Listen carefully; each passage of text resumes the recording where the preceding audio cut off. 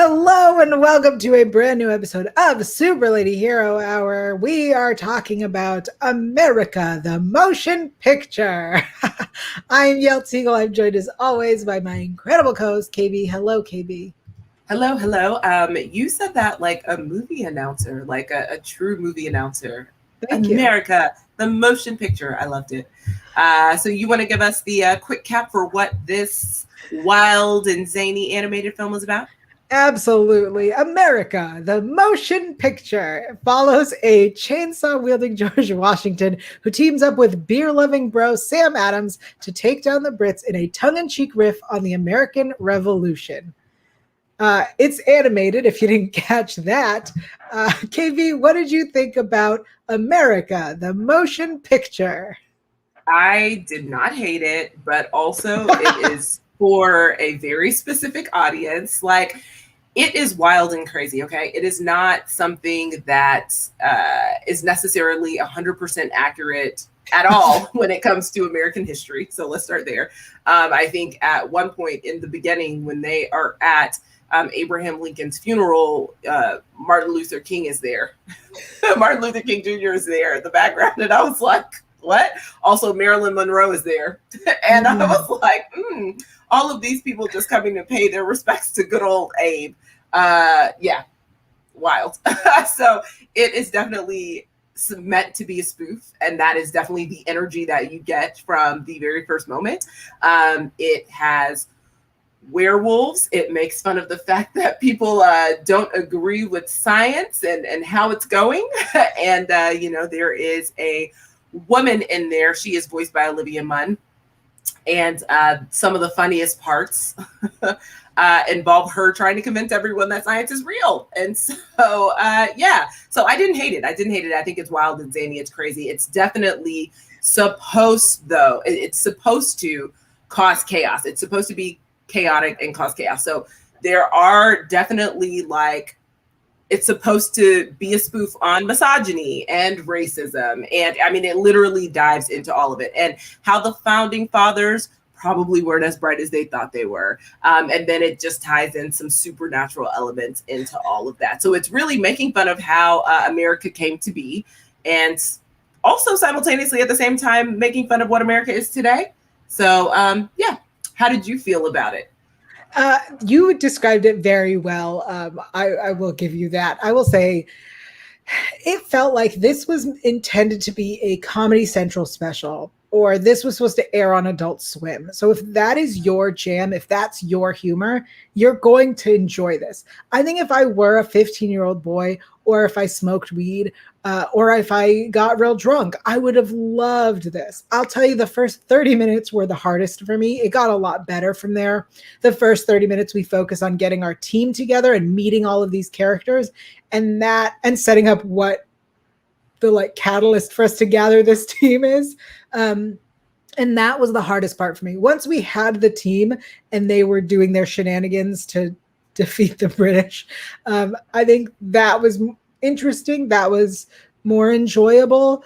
There are some bits that I found very entertaining, some running bits where they'd say a phrase and then you'd get what is a car? And I think that was a fun running bit, but it's not for me. It's not for me. That's fair. Yeah. I do feel like they also have, I've never heard so many ways to incorporate the word tea into things. Yes. But my goodness, they really make fun of the British and their love of tea in this, and how everything becomes tea oriented and in some capacity. So I like that they just kind of throw things on their head. They also make fun of the American English. When they're describing people and they're like, oh, no, that's the other Thomas Jefferson with an E, or the other Thomas Jefferson with an A. I like that they play on that because, again, as we all know in American English, there are 4 words that are spelled the same, that are said differently, that mean something different. And you're like, okay, guys, I can only imagine how challenging it is to kind of have English be your second language, because boy, if you just look at this, it's like, what is happening? So they make fun of all of those things too. So I will say that I agree. The first 30 minutes are a bit slower, but there were parts where I was falling out laughing that I didn't even expect to. I heard a couple of things and I was like, this is wild. But yeah, so like I didn't hate it. I mean, will I watch it again? The answer is probably no. Almost most definitely, like probably won't watch it again, but I definitely did not regret watching it the first time. I guess that's the best kind of middle of the road that I'm at. Yeah, I think you bring up some of the things that were the funniest, and for me, it was the puns in the background, which reminds me a lot of like BoJack Horseman, which takes modern things and puts them into other things, or the way that like Shrek would give you when in Shrek 2, when you see them going into Far, Far Away, and it happens to be very Hollywood-esque, and there are all these fun puns in the store names. So I really enjoyed that. They do that with tea specifically. A lot of that. I think you're right. I think it was enjoyable. I have seen it. It almost feels like somebody took a drunk history written by somebody who like doesn't actually know history, and then they were like, "Ooh, what if we make that an animated movie?" And that's what we got. It's very much a marriage of drunk history, Team America, and anything you've ever seen on late night Adult Swim, Comedy Central. It's like a marriage of all of those things that they pull from. And so you can't be mad at the voice actors, right? Like the voice actors do a great job. There's nothing like that. The animation actually is pretty sick, but it is, I will say, definitely not for kids. Like, I think kids will be like, "Oh, America the Motion Picture, what's this?" And it's like, filled with dirty language, puns. There's a lot of cursing. It's really violent, actually. There's nudity. There's a lot of violence and a lot of death, which, makes sense. It's just a lot of different things happening at once. So it's definitely not for kids. But yeah, I definitely still say I don't regret watching it. Like I just won't revisit it, but I don't regret it. So awesome. Well, here on Super Lady Hero Hour, we rate everything on a scale from poop to kittens. So Kay-B, where are you rating America the Motion Picture? You know what? I'm going to give it a kitten, and I'm going to say just watch it once. Like it's not necessarily something. And to your point, I watched it sans cocktail, so I did not have a cocktail. I just watched it in the middle of the day, and I was like, oh, I still laughed. I chuckled a little bit. And then I walked away like, okay. I definitely feel like their intention kind of going into this movie is potentially maybe there could be a sequel, because it definitely feels like it could be a long-term franchise. And like if the second one was to come about, I would watch that one too. Like I wouldn't, it wouldn't be something that I watch multiple times, but I would be like, oh, I want to know what happens in the second installment of this. Cool, I'll watch it. And then I would move on. So yeah, I mean, again, I think the voice actors did a good job. I think the animation looks good. It is violent. There are supernatural elements. I will say, when we first saw the trailer, we thought this was really going to be more superheroes. And to a degree, I guess they are, quote unquote, kind of becoming the first superheroes of America in their own right. Sure. But it really is mostly just Thomas Edison, who is portrayed by Olivia Munn. It really is just her, because she is using science to create. I mean, she's essentially like the first Tony Stark, the first Shuri in this, and that's what she kind of serves as in this capacity. So wanted to throw a little superhero action in there, because she's really serving as like the first superhero. And she's creating these gadgets and contraptions to like let her fly and save the world from the Brits and etc. So yeah. So how about you? How are you rating it? I'm gonna be a lot less nice. I'm gonna give it a spoon. I was gonna give it a poop, but honestly, I by the end I did enjoy it. I think the last part that like very much sets up a sequel made me laugh. So I did laugh. I think I would like it a lot more if I was a 15-year-old boy, or if I smoked weed. I think either one would make me like this more. And you're right about the superhero thing. I think we thought that there would be more, George Washington having chainsaws that come out kind of like Wolverine claws gives him a little bit of a superhero edge, but that's about it. Yeah. So mostly, listen, if you want to check something out that is silly, it's wild, it is a spoof on all things, and it's just making fun of almost everything, but mostly the foundation in which this country was built, then you can check it out. But yeah, so yeah, I think that's it for us. Do we want to pick a performer Yeah, of we the? can. All I right. mean, listen, let's pick a performer of the film. How are you feeling? Because I know that you said if you were a 15-year-old boy, you would like it more. So maybe you didn't like the performances. I don't know.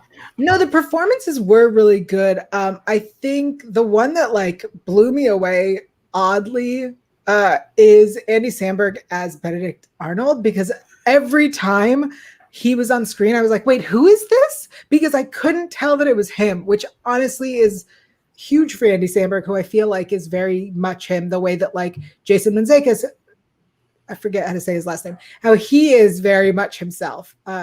So that was, yeah, that's my performer. What about you? Yeah, so I agree. I did not know it was Andy Samberg literally until the credits started rolling. So I was like, oh, that's Andy. Right. So shout out to Andy for that because I had no clue.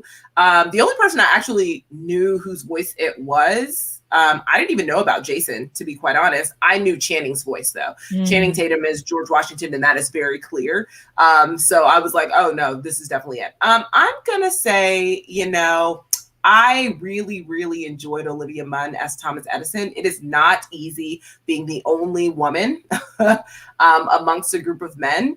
And for them to be like, yeah, but your name is Thomas, that's a dude's name. So how are you a woman? And constantly dealing with that, but also being the smartest person in the room, literally, and that is not up for debate. As like, I think that she did a great job. And I didn't recognize her voice either. So I think it's hard with voice acting. I really didn't know who anyone was except for Channing Tatum. That was the only person who I knew. And I'm also going to give a little shout out to the actor who played Paul Revere. I think it's Bobby. Oh, it's Bobby Moynihan from SNL. Yes.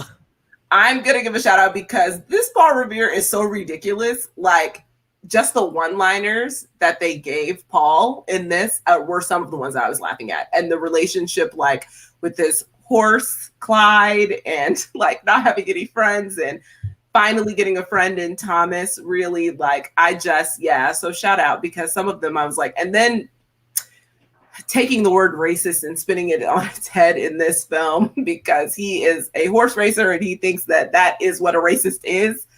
It's wild. So yeah, I'm also going to shout him out too. But. All right. Next up is style icon of the film. I'll say this. The two women that they had, I thought they did great. I love what they had for Thomas Edison, but really I think it was Martha Washington's outfits she was in Blue Man Group, and then that dress was amazing. And then when we saw her, and then when she was Lady Liberty, like all of everything they put her in, I loved. What about you? Yeah, I feel like Martha's costumes had the most range. So like essentially we really only see Thomas in the exact same outfits pretty much the whole time. Martha's really the only one that's changing, but also Martha is playing multiple characters. So I guess that's why. So I would definitely just have to say Martha. I mean, it gets crazy. I will say the transition into Lady Liberty was wild too, like even just seeing that. So yeah, I'm definitely going to say Judy Greer's character as Martha, which also I didn't even know that was Judy. And then as soon as it was over, I was like, not Judy Greer. Like, wow. So yes. I'm really bad at telling voice actors, as you can see. I'm getting that. All right. And lastly, our OMG or WTF moment. I think the OMG moment of this film for me was when Benedict turned into a wolf and murdered Abraham Lincoln. So I think that and because that is within the first 15 minutes of the film, it was the most shocking, but it also set the tone. But also I was like, so are you a werewolf? Are you a vampire? Are you I had so many questions, but then he just casually lets George Washington go. And I was like, and then actually the most shocking part of that entire scene after, he kills Abraham Lincoln, he takes Abe's beard and throws it on George's face. And I was like, what is happening? So that was my moment. What about you? What's your own GWTF moment? I think you're right. I think it is when Benedict Arnold, the werewolf, kills Abraham Lincoln, because I also was like, wait, this is pre-revolution. Why is Abraham Lincoln dead? Should he still be alive? Yes, there were so many things that were historically inaccurate, which I think is why you're going to be like, wow, this is wild, but I can't turn it off. Almost right. Like I just want to see how this ends because it's wild. Great. Well, that is it for America, the Motion Picture. Let us know if you watch it and let us know what you thought. And be sure to check out our other reviews. We're going to be reviewing Black Widow. If you're watching us live, we're doing that in just a minute. And then, of course, our regular DC shows on the CW, and of course, Loki on Disney Plus. So check those out. Kay-B, do you want to tell me where to find you real quick? At the Lady Kay-B, that's TheLadyKayB on Twitter and Instagram. Find me there. We do updates about our show, and all of the other content interviews that I've been working on are going to be here as well. And what about you, Yael? Where can everyone find you? I'm everywhere on the internet at Yael Tygiel. That is YaelTygiel. Keep an eye out there for all of my announcements and for more information about Super Lady Hero Hour. All right, we'll see you next time.